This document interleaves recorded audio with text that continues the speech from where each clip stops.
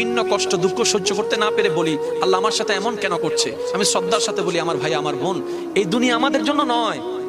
আল্লাহ তো আমাদের জন্য পরকালকে সাজিয়েছেন। এই দুনিয়ার ঘর তো আমাদের জন্য আসল ঘর নয়। আমাদের জন্য তো আমাদের রব জান্নাতে ঘর বানায় রেখেছেন। রব তো আমাদের জন্য অপেক্ষা করছেন, জান্নাতের দরজা আমাদের স্বাগতম জানাতে অপেক্ষা করছে, ফেরেশতারা আমাদের স্বাগতম জানাতে অপেক্ষা করছে, জান্নাতের হুর নিয়ামতগুলো আমাদের জন্য অপেক্ষা করছে, জান্নাতের সৌন্দর্য আমাদের জন্য অপেক্ষা করছে। এটা আমাদের আসল বাড়ি নয় তো। আমাদের আসল বাড়ি তো সে জান্নাত, যে জান্নাতটা আমাদের বাবা আদমের বাড়ি, মা হাওয়ার বাড়ি। সুবহানাল্লাহ। সেই হিসাবে কষ্ট নেবেন না আমার কথায়, বাবার বাড়ি হিসেবে একটা উত্তরাধিকার আছে আমাদের। কোথায়? মার বাড়ি হিসেবে উত্তরাধিকার।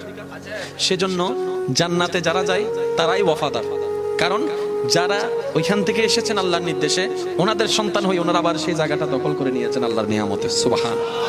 তাহলে আমাদের জন্য দুনিয়া আসল জায়গা নয়।